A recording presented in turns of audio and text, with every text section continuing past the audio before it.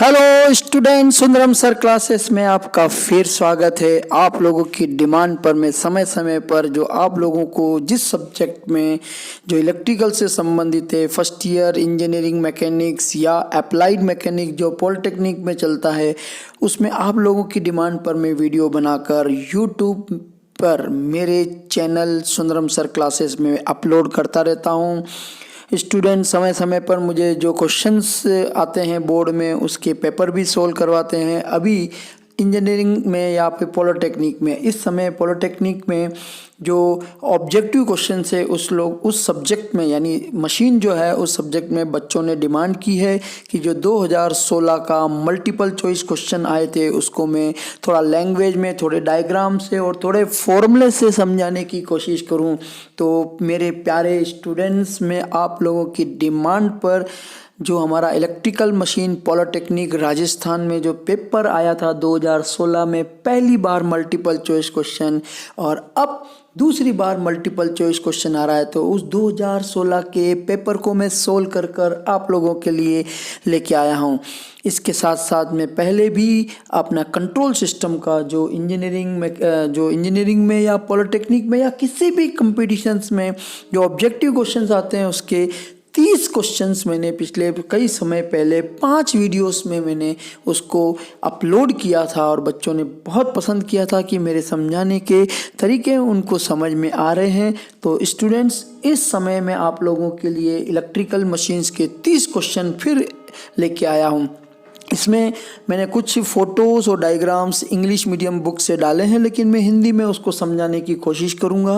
English medium वालों को वो पढ़ते ही समझ में आ जाएगा, हिंदी मीडियम वालों को मैं जल्दी करूंगा, क्योंकि अब लोगों के एग्ज़ाम्स आ रहे हैं इस कोविड-19 के महामारी के बाद, फाइनल ईयर डिप्लोमा के, तो मैं शुरू कर रहा हूँ। लेकिन इसके अलावा दोस्तों, मैं इलेक्ट्रिकल के कंट्रोल सिस्टम, इलेक्ट्रिकल ब्रांच के लिए सर्किट थ्योरी का, फर्स्ट ईयर मैकेनिक्स जो इंजीनियरिंग और पॉलिटेक्निक दोनों के ब्रांचों के लिए काम आता है, उसके भी वीडियो अपलोड करता हूँ। समय समय पर मैं बहुत सारे एग्ज़ाम्स, उनकी तैयारियाँ, बुक्स और कब कब के कितने डिपार्टमेंट में वांट्स निकलती है, कितनी पोस्टें हैं, कैसे तैयारी करनी चाहिए, इसके बारे में भी वीडियो अपलोड करता हूँ। साथ साथ में बच्चे कहते हैं कि मोटिवेशनल वीडियोज़ भी मैं अपलोड करूँ। मैं कभी कभी बहुत छोटे छोटे वीडियोस भी मैं बना कर अपलोड करता हूँ।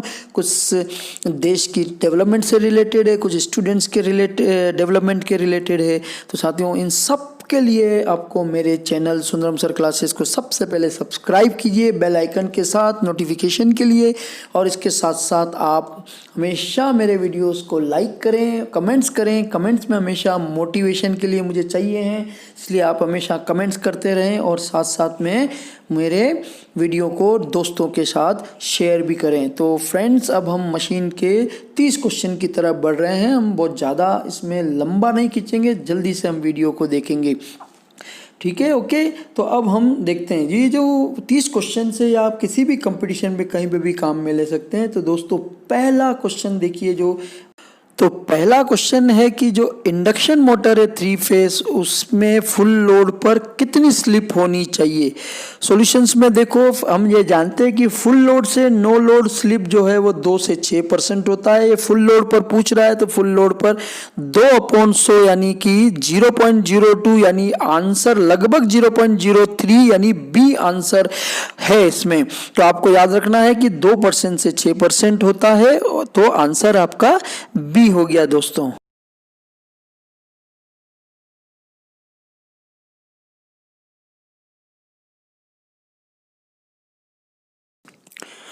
दूसरा क्वेश्चन देखते हैं। इस क्वेश्चन में आप ध्यान से देखिए, ये कह रहा है कि जब हम 3 फेस इंडक्शन मोटर का सर्कल डायग्राम बनाते हैं, तो सर्कल डायग्राम में से हम कौन से पैरामीटर को इस सर्कल डायग्राम से हम नहीं फाइंड आउट कर सकते हैं। जिसमें आउटपुट है, एफिशिएंसी है, पावर फैक्टर है और फ्रीक्वेंसी है दोस्तों। तो इसमें से जब आप देखेंगे सर्कल डायग्राम, हम नो लोड और जो फुल लोड टेस्ट करते हैं उसके बेस पर बनाते हैं, और उस बेस पर से हम बहुत सारे पैरामीटर्स निकालिए। देखिए, मैंने एक डायग्राम दिखाया है, इसमें आप मोटर इनपुट, फिक्स लॉसेस, बहुत तरह के सारे लॉसेस हैं, टॉर्क फाइंड कर सकते हो, एफिशिएंसी फाइंड कर सकते हो, स्लिप फाइंड कर सकते हो, पावर फैक्टर फाइंड कर सकते हो, सब कुछ फाइंड कर सकते हो। लेकिन इसमें आप देखेंगे जो ऑप्शन में एक और है फ्रीक्वेंसी, हम इस सर्कल डायग्राम की सहायता से फ्रीक्वेंसी फाइंड आउट नहीं कर सकते हैं। तो हमारा जो ऑप्शन है वो कौन सा होगा? Answer D, frequency. तो तीसरा क्वेश्चन ये है कि एक 4 पोल का इंडक्शन मोटर है जो 50 हर्ट्ज सप्लाई से कनेक्टेड है, तो सिंक्रोनस स्पीड कितनी होगी? सिंक्रोनस स्पीड कितनी होगी? आरपीएस एंड 20 आरपीएस के बराबर होगी। तो इसका फॉर्मूला आपको मालूम है कि जो सिंक्रोनस स्पीड एनएस होता है वो 120F/P होता है, जिसमें हमने 120 के साथ फ्रीक्वेंसी 50 हर्ट्ज को मल्टीपल किया और 4 पोल को हमने डिवाइड किया, तो हमारा एनएस जो आया है वो आया है 1500 आरपीएम। अब 1500 आरपीएम के आसपास की ऑप्शन में 1480 आरपीएम है, तो आप देखेंगे जो हमारा इसका एक्चुअल स्पीड है वो इसका 1480 आरपीएम और इसका आंसर है ऑप्शन ए। चलिए नेक्स्ट क्वेश्चन पढ़ते हैं हम। Next question fourth, the speed of 5 HP 400 volt 50 hertz 3 phase induction motor की स्पीड है 2850 आरपीएम। तो उसमें आपको नंबर ऑफ पोल्स निकालने हैं। पहले वाले क्वेश्चन 3 में आपको पोल्स और ये वैल्यू दी थी और आपने स्पीड निकाली थी। अब आपको स्पीड दी हुई है और आपको नंबर ऑफ पोल्स निकालने हैं। फॉर्मूला नॉर्मली हम वही यूज़ करेंगे। क्या यूज़ होगा फॉर्मूला यूज़ होगा NS = 120F/P, जिससे P का फॉर्मूला बन जाएगा 120F/NS। और इसमें जब हम P की वैल्यू और सब ये रखेंगे तो 120 × 50/2850, तो 2.10 के इक्वल वैल्यू 2 है और ऑप्शन में देखो हमारा आंसर बी है। तो इस तरह से तीसरा और चौथा तो पांचवा क्वेश्चन है कि 3 फेज इंडक्शन मोटर के स्लिप में जब हम मैक्सिमम टॉर्क फाइंड करते हैं तो मैक्सिमम टॉर्क कंडीशन किस पैरामीटर्स पे डिपेंड करता है। इसमें आप 4 ऑप्शन पढ़ेंगे और तो ऑप्शन के बारे में यहाँ फॉर्मूला देखिए नीचे, R2 = S × X2 है, यानी हमारा टॉर्क मैक्सिमम जब आता है तब स्लिप की वैल्यू R2/X2 के बराबर है। या इसका मीनिंग है कि जो स्लिप है हमारा वो मैक्सिमम टॉर्क पे रोटर रेजिस्टेंस पे डिपेंड करता है। तो मैक्सिमम टॉर्क के होने के कारण हमारा ऑप्शन ए रहेगा। तो ऑप्शन ए है। ओके, तो बहुत इंपॉर्टेंट टॉपिक है ये स्लिप और 3 फेज इंडक्शन मोटर। चलिए 6 क्वेश्चन पढ़ते हैं कि शेडेड पोल मोटर जो सिंगल फेज इंडक्शन मोटर होती है उसमें डायरेक्शंस क्या रहती है? Towards shaded pole, towards main pole, towards unshaded pole और नन ऑफ दी अबाउ। आपको ध्यान हो तो सिंगल फेज में शेडेड पोल में हम 1/3 पार्ट को कट करते हैं, वहाँ पर एक कॉपर शेडिंग कॉइल्स लगाते हैं। तो हमने उस डायग्राम में देखा, जो मैं आपको यहाँ पर वो डायग्राम पेस्ट कर रहा हूँ।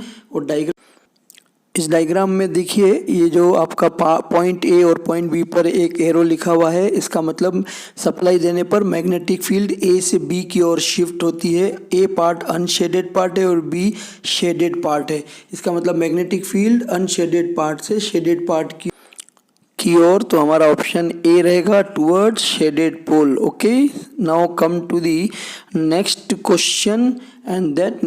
चलिए ओके, नेक्स्ट क्वेश्चन है single phase induction motor can make self started, कि एक सिंगल फेस मोटर को हम स्वचालित कैसे बनाया जा सकता है? विद्युत स्टार्टर को जोड़कर, रनिंग वाइंडिंग को जोड़कर, स्टार्टिंग वाइंडिंग को जोड़कर और ऑटो ट्रांसफार्मर को जोड़कर। तो आपको ध्यान हो तो single phase induction motor self start नहीं होती है। उसको स्टार्ट करने के लिए हमें एक स्पेशल अरेंजमेंट करना पड़ता है।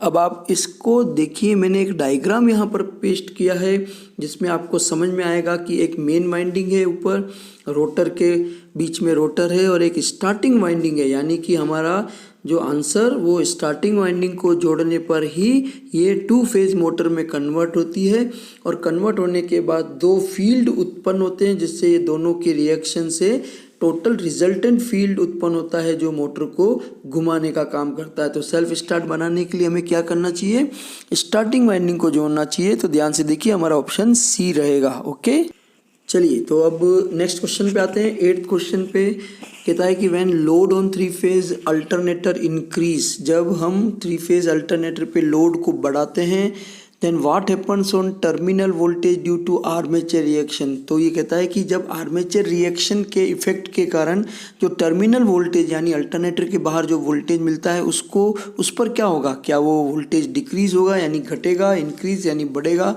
कोई परिवर्तन रिमेन अनचेंज रहेगा और कभी घटेगा कभी बढ़ेगा, समटाइम इंक्रीज और समटाइम डिक्रीज। तो आपको पता है कि जब हम 3 फेज अल्टरनेटर यानी जनरेटर पर लोड को इंक्रीज करते हैं तो 3 इफेक्ट होता है, resistance drop, armature reaction drops और रिएक्टेंस ड्रॉप होता है। तो इन तीनों के कारण सामान्यतया जो वोल्टेज टर्मिनल वोल्टेज है वो हमेशा आपका डिक्रीज होगा। ओके, तो डिक्रीज होने पर जो हमारा ऑप्शन रहेगा वो ऑप्शन है हमारा, देखिए ध्यान से, इसमें लिखा हुआ है नोट्स में कि voltage drop R A XL और आर्मेचर रिएक्शन के कारण होता है। तो हमारा आंसर रहेगा A. Okay, next question. Okay, तो 9th क्वेश्चन पढ़ते हैं। कहता है कि पोल पिच इन अल्टरनेटर में पोल पिच की वैल्यू क्या रहती है। पोल पिच मतलब 2 पोल के बीच की डिस्टेंस एंगल में। पहला option 180 mechanical, 180 degree electrical, less than 180 electrical, more than 180 electrical आपके पास है। तो इसमें 2 पोल के बीच की, क्योंकि ये पूरा सर्कुलर फॉर्म सिलेंड्रिकल फॉर्म में होता है, तो उसमें 2 पोल के बीच की जो एंगल रहता है, इस डायग्राम में देखो 180 डिग्री जो लिखा हुआ है पोल पिच 1 नंबर से 10 नंबर के बीच में, यानी आपका यहाँ पर पहला पोल जो है वो 1 से शुरू हो रहा है, दूसरा पोल 10 से, तो 180 डिग्री जो मैकेनिकल एंगल होता है देखने पर वो हमारा ऑप्शन रहता है साथियों। तो देखो इसमें मैंने पोल पिच वापस क्वेश्चन में आंसर रहेगा ए 180 डिग्री मैकेनिकल थिंग। चलिए नेक्स्ट क्वेश्चन हम पढ़ने की करते हैं और वो क्वेश्चन नंबर 10 है कि the output voltage of alternator at generating station is usually, यानी कि जनरेटिंग स्टेशन पावर प्लांट्स पर जो वोल्टेज जनरेट करता है अल्टरनेटर, वो आउटपुट वोल्टेज कितना जनरेट होता है। एक्चुअली इसमें 15 किलो वोल्ट जनरेट होता है, पर किताबों में जैसे 11 kV लिखा हुआ था वो वोल्टेज ड्रॉप के बाद आउटपुट टर्मिनल बाहर मिलता है। 15 किलो वोल्ट इंटरनल जनरेट होने के बाद जो अंदर resistive drop, reactive drops, armature reaction drop के कारण जो ड्रॉप हो जाता है, तो बाहर हमें टर्मिनल वोल्टेज 11 kV मिलता है, लेकिन एक्चुअली जो स्टैंडर्ड है वो 15 किलो वोल्ट मिलता है। तो हमारा जो ऑप्शन है वो ऑप्शन ए रहेगा। चलिए क्वेश्चन नंबर 11 पढ़ते हैं। The value of the synchronous impedance, यानी जो तुल्यकाली प्रतिबाधा है उसका मान कैसे निकालते हैं हम, VOC अपॉन ISC से। दूसरा है VOC upon ISC same field current पे, VSC upon ISC same power factor पर, and none of the above. तो ये जो सिंक्रोन अल्टरनेटर है उसमें हम सिंक्रोनस स्पीड निकालते हैं। इसमें फॉर्मूले में देखो ZS equal to E1 upon I1 दे रखा है ओपन सर्किट E1 और I1 दे रखा है शॉर्ट सर्किट। इसका मतलब हम VOC और ISC दोनों की हेल्प से निकालते हैं। तो आप ऑप्शन में देखेंगे VOC अपॉन ISC, ऑप्शन आपका है बी, जिस पर आप फील्ड करंट को सेम रखते हैं, है ना, फील्ड करंट को सेम रखते हुए VOC और ISC निकाल लेते हैं। ओके, तो हमारा ऑप्शन है बी। तो अब 12th क्वेश्चन पढ़ते हैं। Open circuit characteristics of 3 phase alternator is graph between. हम जब 3 फेज प्रत्यावर्तक यानी अल्टरनेटर के लिए खुला परिपथ जब हम कैरेक्टरिस्टिक्स से बनाते हैं तो वो किस किस के बीच में बनाते हैं, ऐसा इस क्वेश्चन में पूछा है। इसमें आपका VF अपॉन IF दूसरा ऑप्शन VOC अपॉन IF, तीसरा VOC अपॉन IOC और चौथा है नन ऑफ द अबाउ। अभी मैं एक ग्राफ यहाँ पेस्ट कर रहा हूँ, उसके आप लेफ्ट साइड में देखिए ध्यान से, EMF लिखा हुआ है ओपन सर्किट और नीचे IF लिखा हुआ है, तो एक ग्राफ OCC लिखा हुआ है, तो ऑप्शन हमारा रहेगा C। ध्यान से तो क्वेश्चन नंबर 13 हम पढ़ते हैं। A 4-pole 3-phase alternator has 40 slots in stator core and winding is short pitch and winding spreads in 9 slots. Find out the pitch factor. pitch factor देखिए, जो अल्टरनेटर है उसमें हम हमेशा फुल पिच की जगह शॉर्ट पिच फाइंड करते हैं, शॉर्ट पिच वाइंडिंग करते हैं, और यूनिफॉर्मली डिस्ट्रीब्यूटेड की जगह हम डिस्ट्रीब्यूटेड वाइंडिंग यूज करते हैं। तो इसमें 40 स्लॉट्स दे रखा है, 4 पोल दे रखा है, 3 फेज दे रखा है और वाइंडिंग को शॉर्ट पिच बता रखा है, और वाइंडिंग है कंसंट्रेटेड की जगह डिस्ट्रीब्यूटेड वाइंडिंग है। तो ये प्रॉफिट एडवांटेज के लिए हम अल्टरनेटर को हमेशा शॉर्ट पिच वाइंडिंग करते हैं। और ये पिच फैक्टर देखो डायग्राम फिगर ए में, ये आपका वेक्टर सम है, अर्थमेटिक सम है, और फिगर बी में अर्थमेटिक है, शॉर्ट पिच की हुई है और formula KC equal to cos alpha by 2, KC equal to cos alpha by 2 है फॉर्मूला। तो इसमें हम वाइंडिंग को क्या है, शॉर्ट पिच करने के कुछ एडवांटेज होते हैं, कॉपर सेविंग और ऐसे बहुत एडवांटेज आप नोट्स में पढ़ेंगे। देखो स्लोट्स पर पोल है 40/4 equal to 10, winding spread in 9 slots, then KC equal to cos alpha by 2। Alpha कैसे निकालते हैं, 10 माइनस 9 अपॉन 9। आप डायग्राम में देखिए 10 माइनस 9 अपॉन 9 इंटू 180 करेंगे तो 0.984, लगभग 0.96 के करीब आएगा। और 0.96 जो है तो उसमें आपको ऑप्शन मिलेगा B, तो आंसर इज B करेक्ट। तो अब हम नेक्स्ट क्वेश्चन पढ़ते हैं और नेक्स्ट क्वेश्चन नंबर है 14। 3 phase star connected alternator supply power 2.8 leading power factor load, then voltage regulation of alternator is. ये कह रहा है कि अगर हम 0.8 लीडिंग पावर फैक्टर पे वर्क करते हैं अल्टरनेटर का, तो वोल्टेज रेगुलेशन क्या होगा, 0 या पॉजिटिव या नेगेटिव या नन ऑफ द अबाउ। तो मैं आपको यहाँ से डायग्राम की हेल्प से समझाने की कोशिश करता हूँ कि वोल्टेज रेगुलेशन लीडिंग लैगिंग और इनके लिए किस तरह से बिहेव करेगा। तो यहाँ पर अब हम एक डायग्राम आ रहा है, इस डायग्राम में आप देखिए, पहले वाले डायग्राम में वोल्टेज रेगुलेशन को समझाया, आप पढ़ लीजिए, फॉर्मूला भी दे रखा है। और सेकंड डायग्राम में लीडिंग, यूनिटी और लैगिंग पावर फैक्टर के लिए आपका टर्मिनल वोल्टेज और लोड करंट के बीच का ग्राफ भी है। और नीचे देखो सबसे इंपॉर्टेंट पहला पॉइंट है कि E0 minus V arithmetical difference है। सेकंड, लीडिंग पावर फैक्टर पर वोल्टेज रेगुलेशन नेगेटिव लिखा है, और voltage rise in voltage when full load thrown करते हैं तो आपको मिलता है। इसका मतलब ये कि लीडिंग पावर फैक्टर के लिए नेगेटिव, लैगिंग के लिए और यूनिटी के लिए पॉजिटिव पावर फैक्टर होता है। चलिए नेक्स्ट क्वेश्चन है 15 number. Main advantage of distribution of winding in slot. ये कहता है कि स्लोट में वाइंडिंग करने के क्या लाभ होते हैं। कॉपर की सेविंग होती है, साइज ऑफ मशीन कम हो जाती है, तीसरा है हार्मोनिक जो जनरेटेड वोल्टेज का वो कम हो जाता है, और फोर्थ ऑप्शन है improve the mechanical strength of winding. Winding की यांत्रिक शक्ति जो है उसमें सुधार हो जाता है या बढ़ जाता है। तो इसके साथ में बहुत सिंपल है कि स्लोट में वाइंडिंग करने का लाभ हमें reduce effect of harmonics in generated voltage होता है, यानी हार्मोनिक्स कम हो जाते हैं जनरेटेड वोल्टेज में, किसके कारण, स्लोट के कारण। तो जो हमारा ऑप्शन रहेगा आंसर का वो ऑप्शन रहेगा C, तो आंसर इज C। ठीक है, तो याद रख लीजिए स्लोट का। नेक्स्ट क्वेश्चन पढ़ते हैं, क्वेश्चन नंबर 16। सिंक्रोनोस्कोप तुल्यकालक जो दर्शक है वो किसके लिए यूज होता है। वो पहला कहता है find out the speed of synchronous motor, second output of synchronous generator, to synchronise synchronous generator, fourth none of the above. क्या ये सिंक्रोनस मोटर की स्पीड फाइंड करते हैं, सिंक्रोनस जनरेटर का आउटपुट फाइंड करते हैं, या सिंक्रोनस जनरेटर को सिंक्रोनाइज यानी पैरेलल ऑपरेशन में कनेक्ट के लिए करते हैं। और चौथा ऑप्शन है नन ऑफ द अबाउ। जब हम लैंप से करते हैं, आपको याद हो तो 2 डार्क और 1 ब्राइट लैंप मेथड है, उसमें एक्यूरेट नहीं आता है, तो एक ऐसा डिवाइस होता है जो इसमें एक्यूरेसी ऑफ सिंक्रोनाइजेशन और पैरेलल ऑपरेशन करने के काम आता है। अभी देखो एक डायग्राम आ रहा है, इस डायग्राम में आप ये पढ़ पाएंगे कि जो लैंप है वो एक्यूरेट मेथड नहीं होता है। तो जहाँ जहाँ मैंने लाइन ड्रॉ की है रेड कलर से, वो आपको ये बताएगा कि सिंक्रोनस से बेस्ट पैरेलल ऑपरेशन होता है Now, question number 17, construction of synchronous motor is like. Synchronous motor का कंस्ट्रक्शन किसकी तरह होता है, इसमें आप पढ़ लीजिए। ऑप्शन जो चौथा ऑप्शन दिख रहा है अल्टरनेटर, क्योंकि दोनों सिंक्रोनस मशीन होते हैं, दोनों का कंस्ट्रक्शन एक जैसा होता है, तो ऑप्शन हमारा रहेगा D. Now question number 18, power factor of over excited synchronous motor, मतलब ओवर एक्साइटेड सिंक्रोनस मोटर की पावर फैक्टर क्या होती है। ऑप्शन में देखो, एक से ज़्यादा, एक लैगिंग पावर फैक्टर और लीडिंग पावर फैक्टर क्या हो सकती है, जिसको आप ओवर एक्साइटेड बोलते हो, हिंदी में भी वही वर्ड है।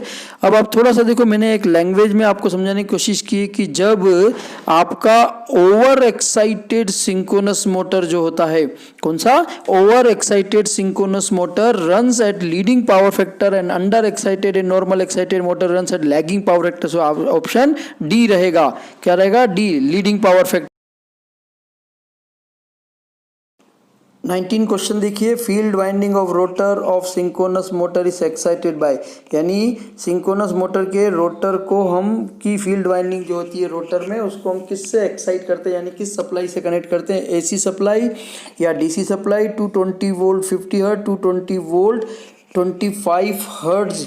अब आपको ये देखना है कि आप सिंक्रोनस मशीन में सारे रोटर को हम हमेशा किससे कनेक्ट करते हैं, और वो है आपका डीसी सोर्स, इसमें लिखा हुआ है, इसलिए आप ऑप्शन में देखेंगे तो आंसर बी करेक्ट होगा। Now question number 20, slip of synchronous motor at full load क्या होना चाहिए, यानी सिंक्रोनस मोटर जब फुल लोड पे चलेगी तो उसकी स्लिप की वैल्यू क्या होती है। स्लिप की वैल्यू क्या होती है, सिंक्रोनस स्पीड और रोटर की स्पीड के बीच का गैप यानी डिफरेंस होना चाहिए। आंसर में देखो 0.2, 0.5, 0 और 1 होना चाहिए। अब आपको मालूम है कि स्लिप क्या होता है और सिंक्रोनस मशीन क्या होती है। सिंक्रोनस मशीन में रोटेटिंग और नॉन रोटेटिंग पार्ट का मैग्नेटिक फील्ड दोनों एक साथ मैग्नेटिक लॉक होकर चलते हैं, दोनों की स्पीड क्या रहती है, सेम रहती है, दोनों की स्पीड दोनों एक दूसरे से मैग्नेटिकली लॉक हो जाते हैं। इसमें लिखो, synchronous motor both armature rotor field runs at synchronous speed, so slip will be 0, ns minus n equal to 0। तो हमारा जो ऑप्शन रहेगा, कौन सा ऑप्शन है इसमें ध्यान से देखिए, ऑप्शन नंबर सी आपके पास वैल्यूज मिलेगी, तो आगे आपको मिल जाएगा option number C is the correct answer. Okay, now question number 21, inverted V curve synchronous motor में जो ग्राफ खींचते हैं वो किसके बीच में है, पावर फैक्टर और फील्ड करंट, आईएफ और आईए, आईएफ और वीओसी और कॉस। डायग्राम में देखो, आर्मेचर करंट और फील्ड करंट के बीच में इन्वर्टेड वी कर्व खींचा है, तो हमारा आंसर ऑप्शन रहेगा ए। तो क्वेश्चन नंबर 22 है, when field excitation of synchronous motor change, यानी किसी सिंक्रोनस मोटर का जो उत्तेजन है यानी एक्साइटेशन है, अगर हम उसको चेंज करें तो क्या क्या चेंज होता है। पहला ऑप्शन, पावर फैक्टर और आर्मेचर करंट दोनों चेंज होते हैं। सेकंड ऑप्शन, पावर फैक्टर ही चेंज होता है।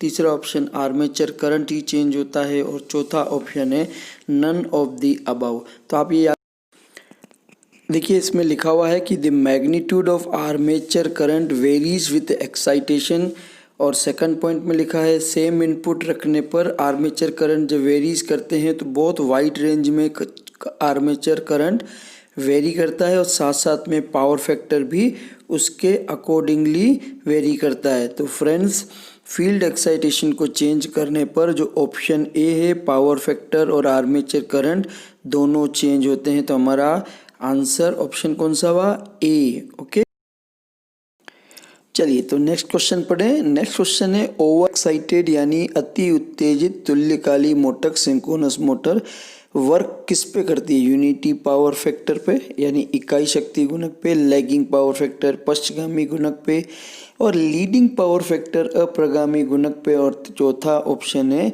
नन ऑफ द अबव, यानी जो हमारा सिंक्रोनस मशीन है वो तीनों कंडीशन में चलता है, नॉर्मल एक्साइटेशन, अंडर एक्साइटेशन और ओवर एक्साइटेशन। और पावर फैक्टर को हमेशा इम्प्रूव करने के लिए, है ना, किसी भी इलेक्ट्रिकल सिस्टम में, बड़े बड़े सिस्टम में पावर फैक्टर को इम्प्रूव करने के लिए कैपेसिटर की जगह पर हम ओवर एक्साइटेड सिंक्रोनस मोटर लगाते हैं। तो देखिए ध्यान से, हमारा जो ऑप्शन रहेगा वो है लीडिंग पावर फैक्टर पर। अब देखिए, इसमें मैंने लिखा है लीडिंग जो पावर फैक्टर है ओवर एक्साइटेड सिंक्रोनस मोटर हमेशा, तो जो हमारा ऑप्शन है वो ऑप्शन रहेगा सी। 24th क्वेश्चन है, जो स्विंग इक्वेशन होता है ना हमारा, वो इक्वेशंस किस रिलेशन को इंडिकेट करता है? Change of power versus time, change of torque angle with time, change of input power with time and none of the above. तो इन सब में हमारा जो ऑप्शन होता है वो बी। अगर आप अपने चैप्टर में पढ़ेंगे तो इसमें change of torque angle with respect to time आपको मिलेगा आंसर। चलिए 25th क्वेश्चन है कि जो ट्रांजिएंट स्टेबिलिटी है किसी भी सिंक्रोनस मशीन का वो कैसे इम्प्रूव करते हैं? टर्मिनल वोल्टेज को बढ़ाकर, वोल्टेज को घटाकर, वोल्टेज को कांस्टेंट रख के, उपरोक्त में से कोई नहीं। तो आपको पता है कि ट्रांजिएंट स्टेबिलिटी को हम हमेशा टर्मिनल वोल्टेज को इंक्रीज करते हैं। इसका ऑप्शन रहेगा हमारा ए। ओके, और इसके साथ साथ आपको 26 क्वेश्चन पढ़ना है। ये 26 क्वेश्चन एक्चुअली समझ में नहीं आया कि किस टॉपिक का है, फिर भी इसका जो ऑप्शन है वो है सी ऑप्शन लिखा हुआ है। नेक्स्ट क्वेश्चन है आपका, नेक्स्ट क्वेश्चन है कि डीसी सीरीज मोटर को जब एसी पे लगाए तो क्यों वो सही परफॉर्मेंस नहीं देता है? क्योंकि एफिशिएंसी लो हो जाती है, पावर फैक्टर लो होता है, हाई स्पार्किंग ब्रश पे होता है, या ऑल ऑफ दी अबव होता है। ये बहुत इंपॉर्टेंट टॉपिक है क्योंकि डीसी सीरीज मोटर की कैरेक्टरिस्टिक्स में देखिए सब लिखा हुआ है कि एक्सेसिव एडी करंट ज़्यादा होगा, स्पार्किंग आएगी, पावर फैक्टर भी लो होगा। तो हमारा सारा ऑप्शन देखोगे ध्यान से तो ऑप्शन नंबर डी मिलेगा आपको। ओके, तीसरा 28th क्वेश्चन है, in which of the following motor power factor improvement is possible? किस मोटर में पावर फैक्टर करना इंप्रूवमेंट होता है? 3 फेज इंडक्शन मोटर और रिपल्शन मोटर, इन दोनों में पावर फैक्टर इंप्रूवमेंट नहीं कर सकते हैं। लेकिन आगे मोटर ऐसे है जिसमें हमारे पास अपॉर्चुनिटीज़ होती है, हमारे पास अवसर होता है कि हम पावर फैक्टर इंप्रूवमेंट करें। तो हमारा आंसर रहेगा सी। आंसर क्या रहेगा? सी आपके पास रहेगा। 29th क्वेश्चन है कि डैम्पर वाइंडिंग सिंक्रोनस मोटर में क्यों यूज़ करते हैं? आपने अच्छी तरह क्लियरली ये पढ़ा हुआ है कि जो हमारा डैम्पर वाइंडिंग है वो ऑसिलेशंस को दूर करने के लिए होता है। किसको? ऑसिलेशंस को दूर करने के लिए, और सिंक्रोनस मोटर में स्टार्टिंग पर्पस के लिए भी आता है। आप इसमें ध्यान से देखिए, सब आपको मिलेगा कि डैम्पर वाइंडिंग हम हमेशा ऑसिलेशंस जो होता है एकदम लोड हटा दें या कटा दें, लगा दें, तो ऑप्शन रहेगा इसमें आपका सी। और तीसरा लास्ट क्वेश्चन है, बहुत सिंपल है कि जब रोटर फ्रीक्वेंसी अगर एफ आर है, स्लिप एस है और स्टेटर की फ्रीक्वेंसी एफ एस है तो कौन सा रिलेशन सही होगा? तो आपको मालूम है इसमें ऑप्शन हमेशा ये रहता है सेकंड नंबर कि रोटर फ्रीक्वेंसी जो है वो एस इंटू स्टेटर फ्रीक्वेंसी के बराबर होता है। इसमें फॉर्मूला देखिए, लास्ट में ये लिखा हुआ है F dash is equal to S F, बिल्कुल लास्ट के कोने पर आप देखेंगे। तो इस तरह से ये हमारा 30th क्वेश्चन भी कंप्लीट हो गया है। अब 2016 का इलेक्ट्रिकल मशीन का ये जो पेपर है, मैंने कोशिश की है कि सरल भाषा में कोई डायग्राम द्वारा, कुछ फॉर्मूला द्वारा मैं आपको समझाऊं। इसके साथ साथ ये पेपर यहीं फिनिश करते हैं। मेरे चैनल को सब्सक्राइब अब अलग करें। All the best for exams and thank you.